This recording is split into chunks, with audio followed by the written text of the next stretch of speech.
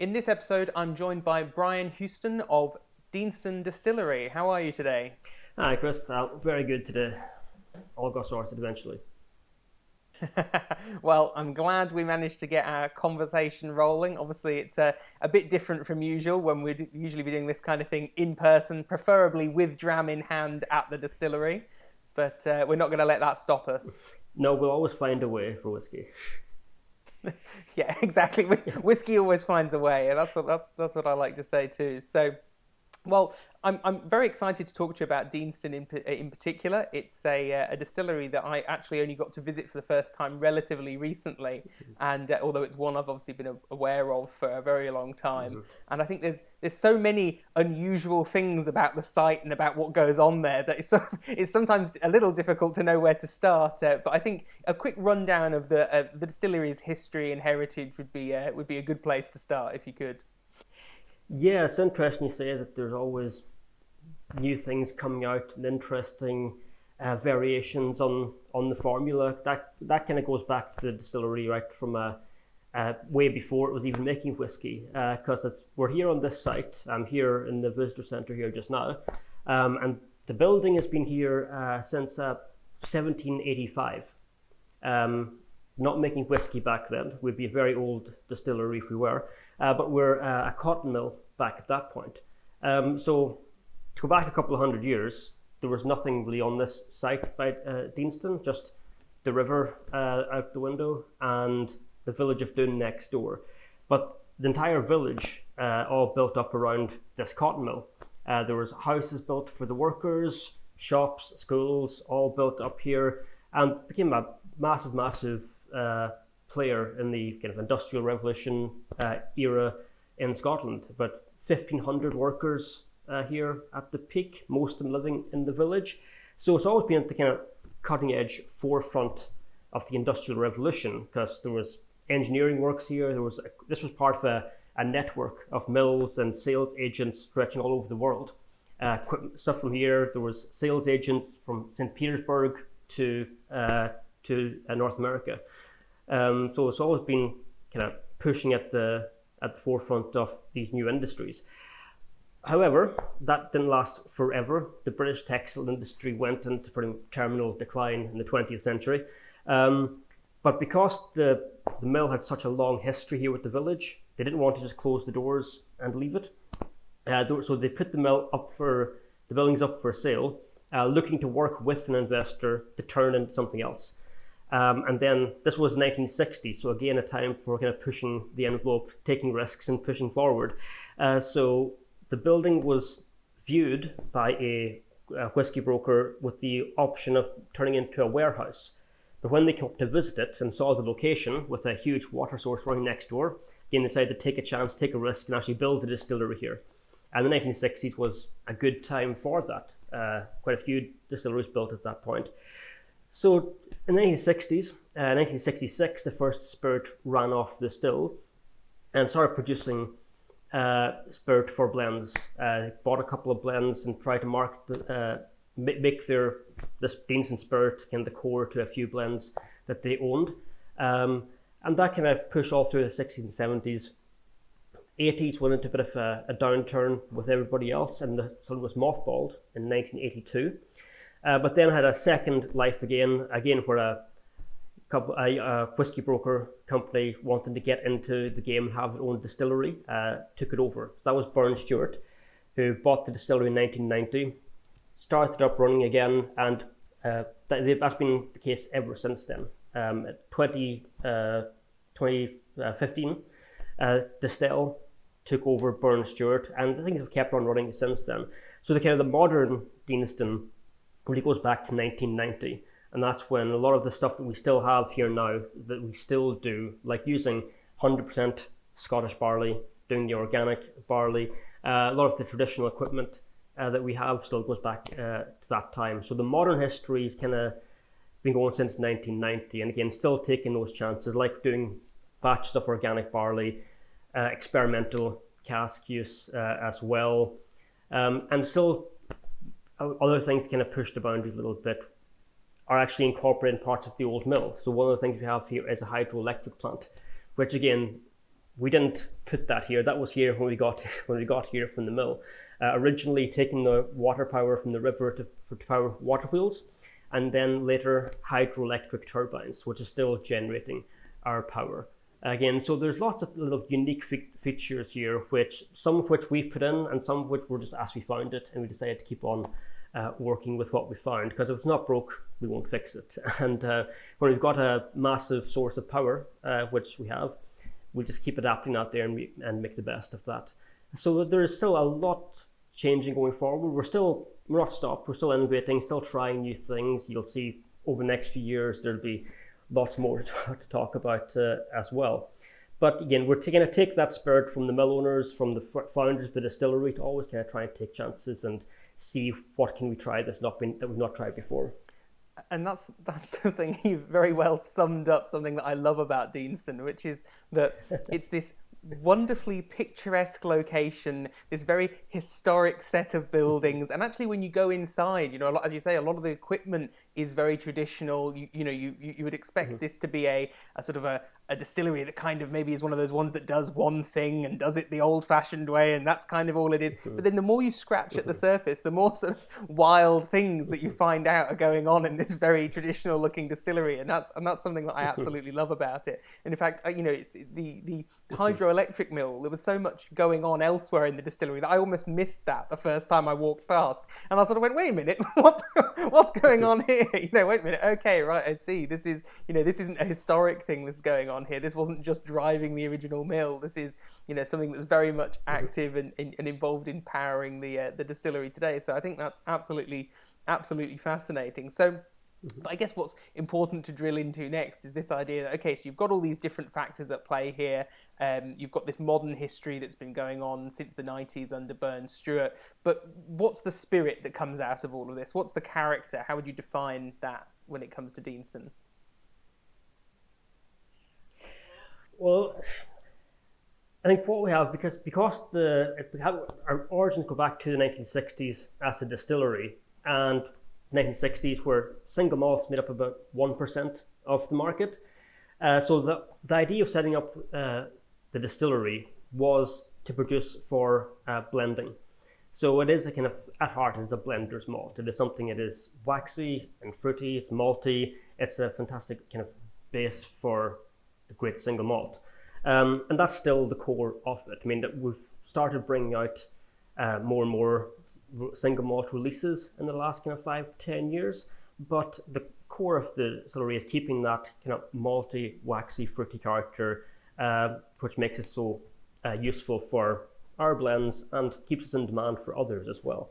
So it is having that kind of waxy character to it, which gives you a fantastic kind of springboard, great base to play around with, which means that for blenders, they can take it and it works great with other malts. But for us, it gives an incredibly versatile spirit, which works with just about any type of cask that we try putting it into as well. So again, it's having something which is robust enough. I think it has that oiliness and waxiness, it has that maltiness, that it can still never lose its character, but it can work with just about any type of cask, whether that's active sherry casks, wine casks, or whatever else experimental thing we've tried. It seems to work with just about everything.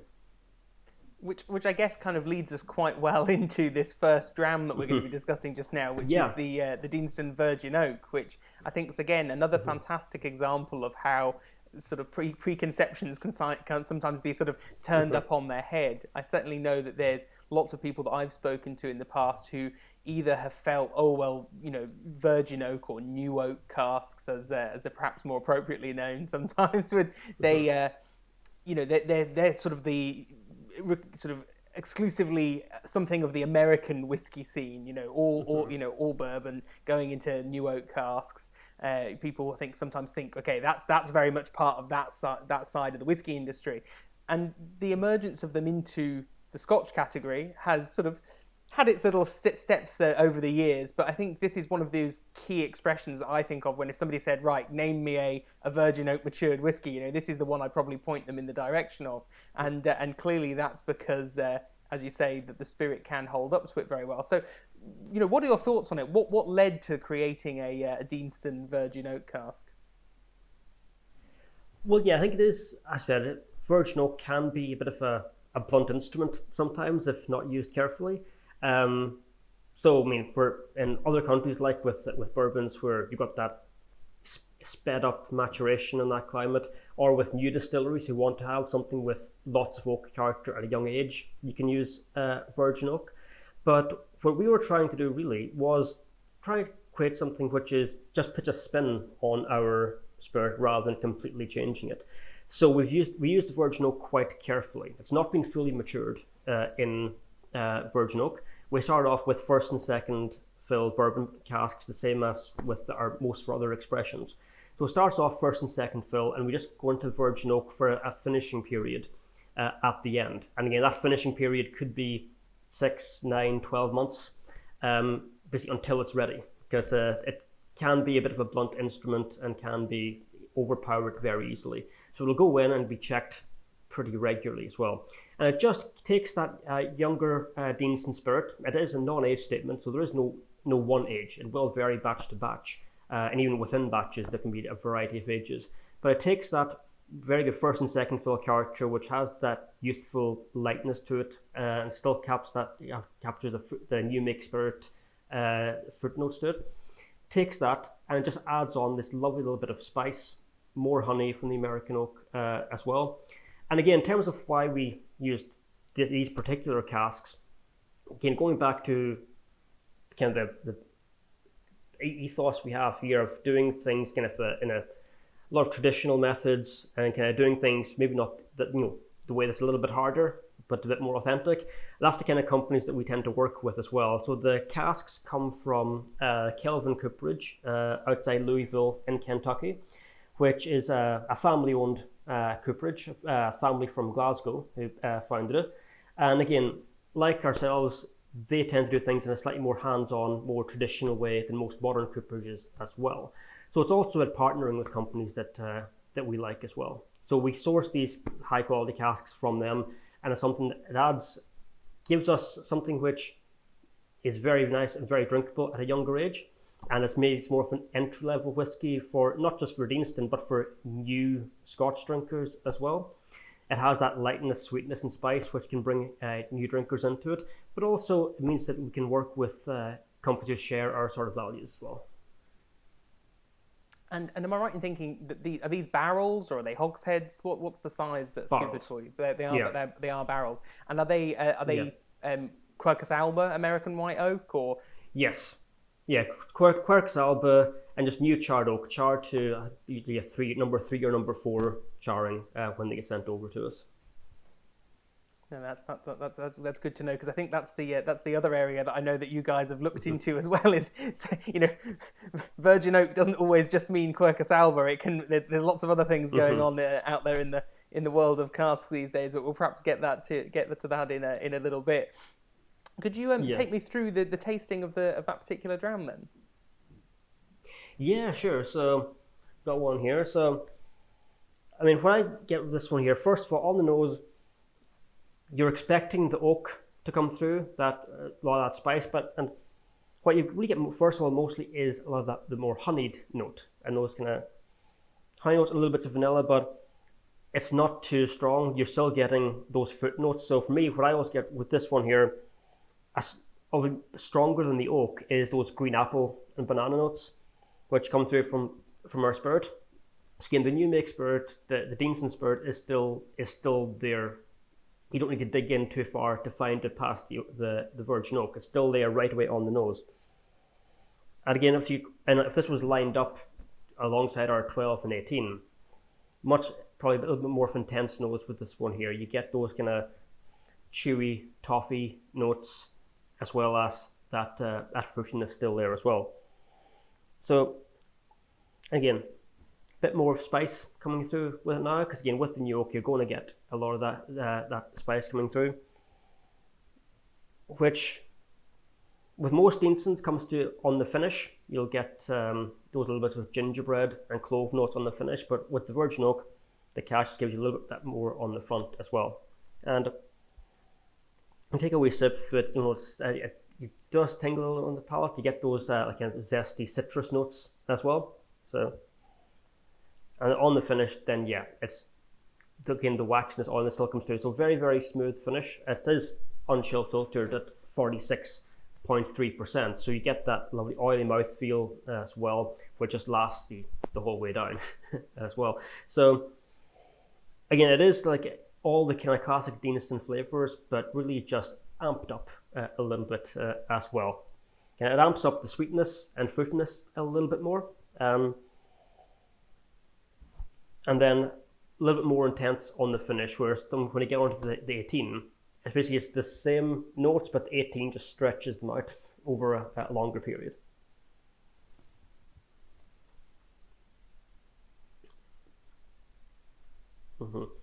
And yeah, just really still quite a long finish. You get those spices come through, but again, you still have those kind of banana bread and maltiness coming through as well. So it's a bit of a mixture there of the classic Deanston flavors, but again, makes it a great introduction. You'll find all of those notes to some degree or other in every other Deanston, but just rearranged a little bit with that virgin oak finish. And this particular expression, is it quite widely available? Yeah, so this is kind of, along with our 12-year-old, has been our 2 core bottles since I think it was about 2009, 2010, the Virgin Oak was released. So it's been one of our core expressions since then. So along with our 12-year-old and 18-year-old, this is kind of the heart of the Deanston range.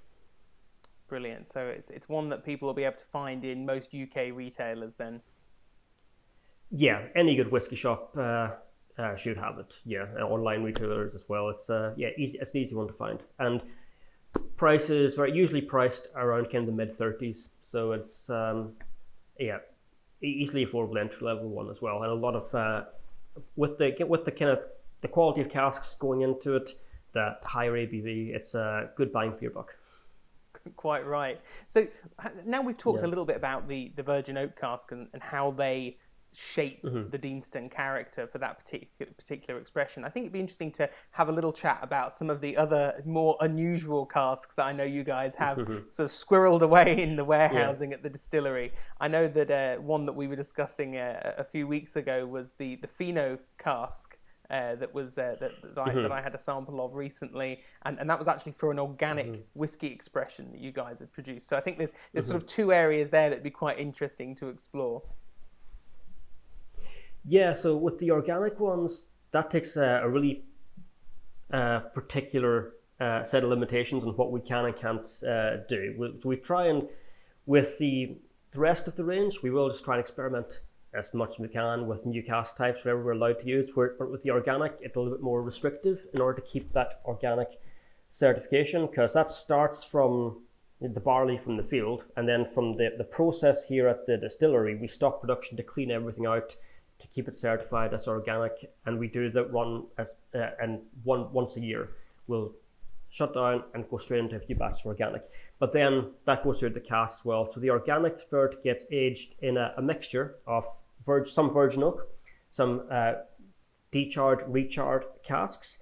But then when we want to try and move a step beyond that, we were able to source some organic sherry casks. So again, we can use the sherry casks rather than just having the American oak notes, the Quercus-alba.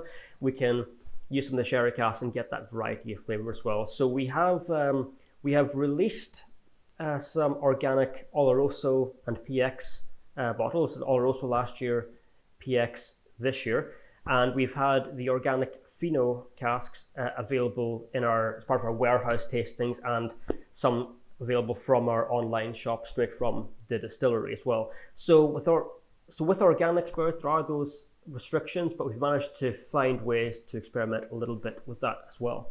But when it's the regular Deanston spirit, we can stretch the boundaries as far as the regulations will allow. So very different types of wines over the last few years. We've had things like Palo Cortado sherries and Fino sherries we've used for the first time. We've done quite a bit with Bordeaux red wine cask as well. At the visitor centre here, we've had Spanish brandies, French brandies, Madeira, Pinot Noir we released for the first time this year. We released just earlier this year in lockdown Calvados cask. which again was just only recently let into the fold as far as Scotch whisky goes. However, we've had that Calvados cask released around April, and it was a 2-year finish.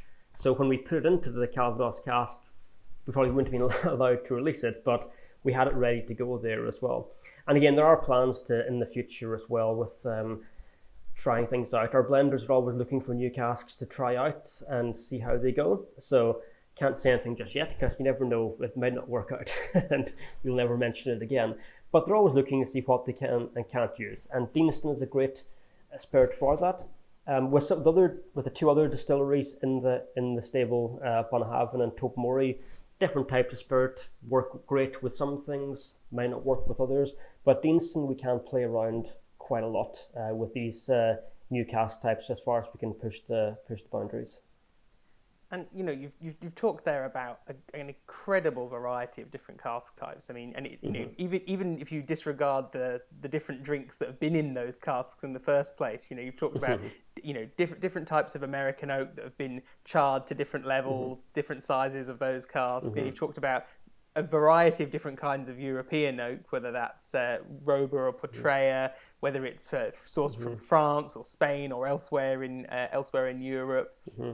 Then you get to the different wines and spirits that have been in there, whether that's the apple spirit of Calvados or different fortified wines or table wines. There's a hell of a lot of different flavors going on there. Is there something that you've really hit on that you've gone, actually, I think this is my favorite weird and wonderful cask type to pair with Deanston?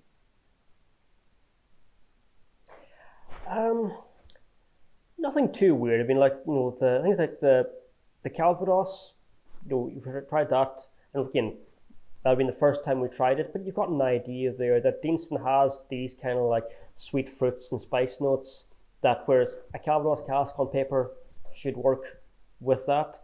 When we've used Madeira, again, you've got more of those kind of like rich kind of orange and citrus notes coming through, should work with it. So on paper, they all kind of make sense. In terms of what we've used that I think work really well with Deanston, port casks work absolutely brilliantly with it. We've got at the minute we have a 17-year-old at the distillery that's been finished for 2 years, and again it's taken on an awful lot with it. We've had other casks over the years in the warehouse.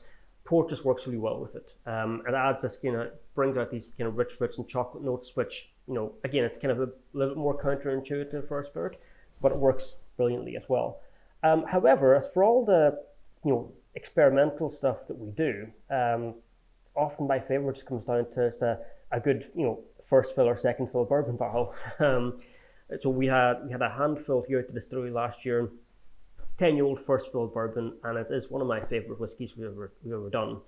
There's a few we're looking at to replace some of the casks in the warehouse, and for our hand filled, looking at what cask to replace them with now. And again, young 10, 12 years and under refill casks, bourbon casks, you just show off the character just brilliantly. So it's we do like experimenting, but we can't lose sight of keeping the distillery character there as well. Like the Deanston character tends to hold up well with just about anything, but yeah, and a nice good 10, 15 years in a refill cask is happy enough with that.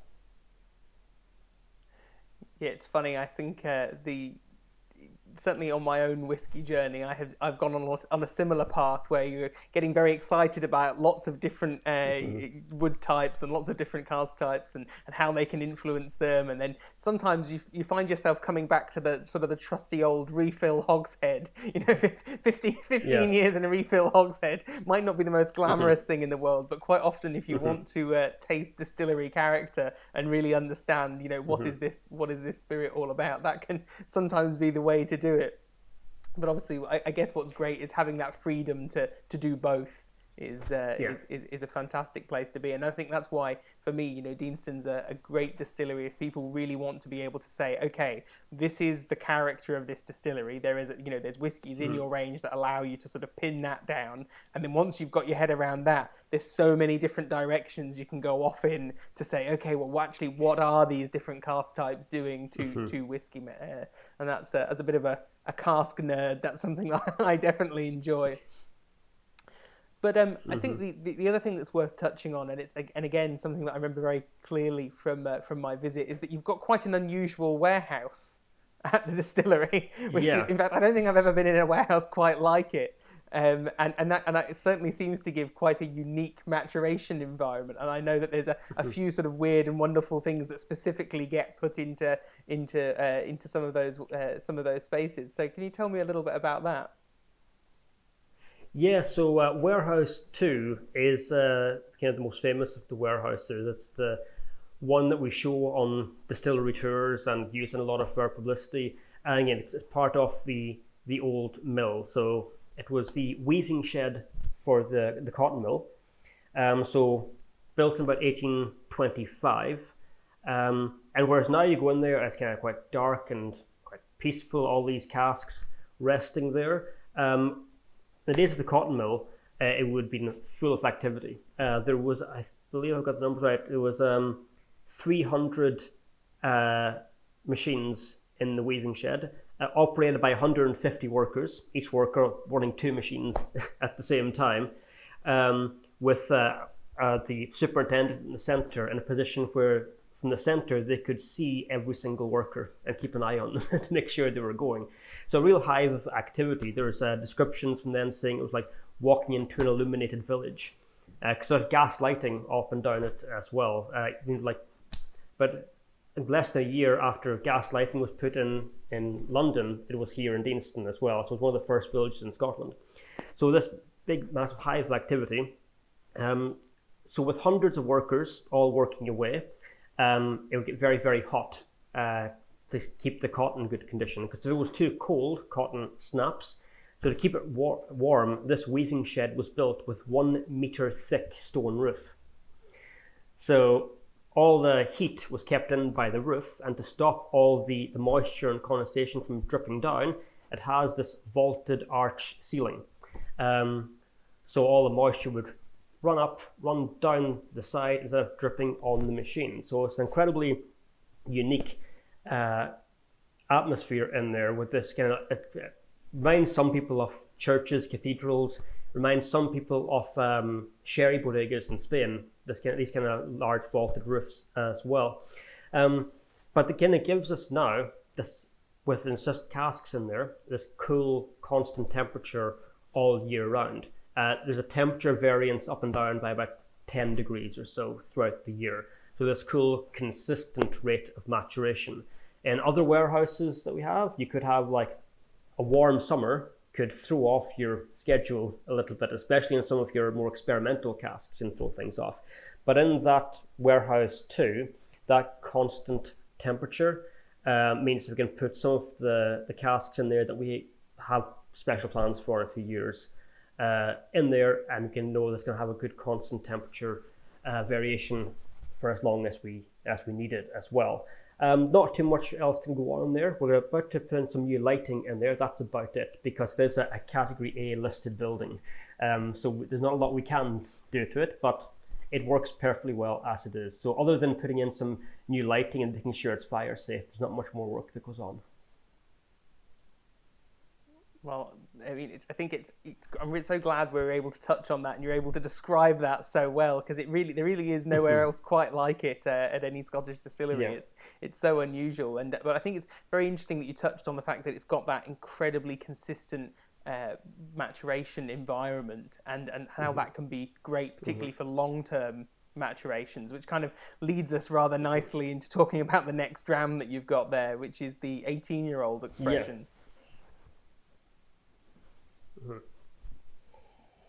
So yeah, the 18-year-old is something that we released probably about 6-7 years ago, where we needed something a bit older in the portfolio. So again, we looked at what we have in the warehouse, and again, we worked with a bit of a mixture of casks with this one here. So for the 12-year-old, which is the flagship release, it's first and second fill bourbon, but the 18-year-old isn't the same whiskey 6 years down the line. We've taken what we have in the warehouses and worked out something different with it.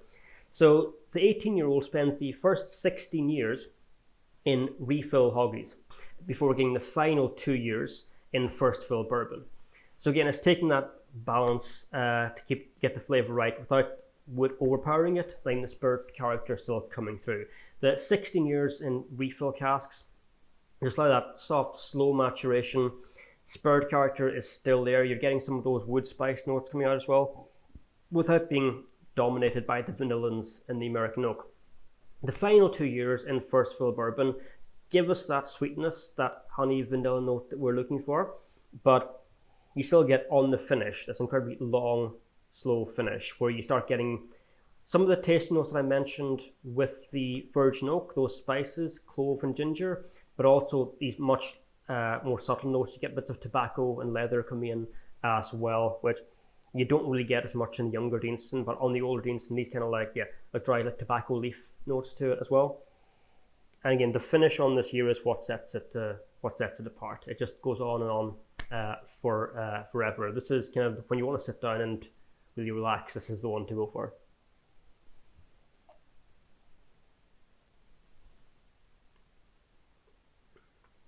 And again, that little bit of kind of oakiness there, that little bit of kind of like shaved wood, and again that little tobacco leaf as well. It just kind of really adds this kind of soft subtleness to it. Whereas the 12 kind of gives you everything Dinston has in microcosm. This really just lays it all out in stages for you. You really understand and can appreciate those subtle nuances a lot more. Yeah, I think you've summed that up really well, and something that I've always been struck by particularly by Deanston when it gets to around the 18-year-old mark, is that it's the distillery character itself is so pronounced that actually even after 18 years in wood, and even though it is developing those more mature notes, there's still plenty of distillery DNA there. You know, it's not one of these some more slightly more shy whiskies. They sort of, by the time they get to about 18, 20 years old, you can see that the cask character really has started to play the leading role in it, and it's wonderful that you've got something in Deanston that, as you say, can take to both unusual cask types and longer maturation too. Are there any other examples of older age Deanstons that particularly sort of stand out for you in your mind? Well, kind of the oldest we ever released was a 40-year-old, which again had a quite a long-term finish. Well, that was 30 years. So that was filled in 1977, I think that was filled. Into a Hoppy, but for the final 10 years was in Oloroso. So 10 years in Oloroso, you're expecting quite a bit to it. But I mean, tasted blind, the sherry influence doesn't jump out. Again, it is still those spice notes coming through. The spices start taking on a little bit of that kind of dark fruit note from the sherry, but you're still getting those kind of like dry spices coming through. You're still getting those little bits of gingerbread coming through. The maltiness is still there. The 10 years in Oloroso has really just added a little richness and darkness to it, but hasn't overpowered it at all. So I mean, again, when you get up to 40-year-old whiskies, you are expecting the cask to be the dominant player there. But again, if we were to take 40-year-olds from our 3 distilleries, you know, it's always very, very clear which is which. Now, there's one other area of cask maturation which I had to say I don't think I'd really seen anywhere else before I came across it at Deanston, and that was using beer casks to mature whiskey. Which, you know, the more you sort of think about it, you think, well, actually, that makes a lot of sense. You know, if you cast your mind back through history and you think of the kinds of casks that would have been available to whiskey makers, well, people have drunk a lot of wine throughout history, but people have also drunk a hell of a lot of beer throughout history, and up until relatively recently, that beer was almost always transported in cask. But somehow those two worlds, the worlds certainly in the modern era of whiskey, the worlds of beer and the world of whiskey, haven't really collided that much until there was some very interesting releases from Deanston. So share a little bit about those. Yeah, I mean, I can't really say why it took so long for distilleries to use beer casks. I say it seems a natural fit. It must have been happening very often in the past, and then completely fell out of fashion. I can think of a few examples from other whiskey making countries, but only one or two from Scotland. Our decision to start to use beer casks was a bit of an accident, or a happy accident. Our blender was at the cooperage in Kentucky, and basically just saw some of these casks and liked what she smelled in them. So asked for a few of them, just as a test. I think initially there was 10 casks as a trial, and filled them with some Deanston, and just kept a very close eye on it because it's something we've never used before, so it was getting checked very regularly. And I believe after about 3 months, it was considered a failure. Thought it, just tried it and thought, okay, that's not worked at all. But after about 5 months, it turned the corner, and it was fantastic. So we ended up releasing one at about 5.5 years. We took one of the casks as a distillery exclusive here at the visitor centre, and then later on bottled the rest of it commercially, initially just in the US, because it was a US brewery that we've been working with. And then earlier this year in the UK, they were made available as well. And again, it does seem a natural fit. The stout which had been in there before is a bourbon aged stout. So it was a bourbon cask that they'd put their stout into, and then we just took it over here then. And again, it has worked really well. And again, I believe that our blenders, with the success of that, thought, okay, what else can we do? So looking at other beer types, other breweries, and trying to think as well, because in my experience, beer cask can give you an awful lot of variation. There is no kind of one type of effect they have on the spirit. Stout cask can give you lots of kind of like coffee and chocolate notes. Sometimes with IPA ones, you get those herbal and hoppy flavors coming through as well. So there's a huge variety to play with there that are still mostly untapped. So again, it's something that we look at. But again, it was a happy little accident that we got to use them in the first place. But again, this is how things work. I said with the Madeira or these casks, on paper, it makes perfect sense.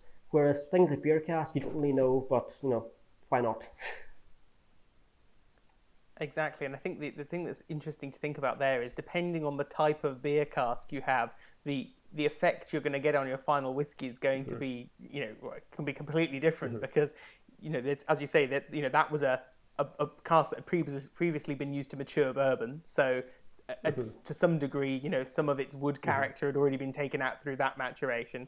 It then had the beer in it for an aging period, which means there'd been probably less of an impact, in terms of extraction from that cask, but maybe there would have been a little bit during that period of time as well. But also that interaction between the beer and the wood, which was then ready, sitting there for the whiskey to go into.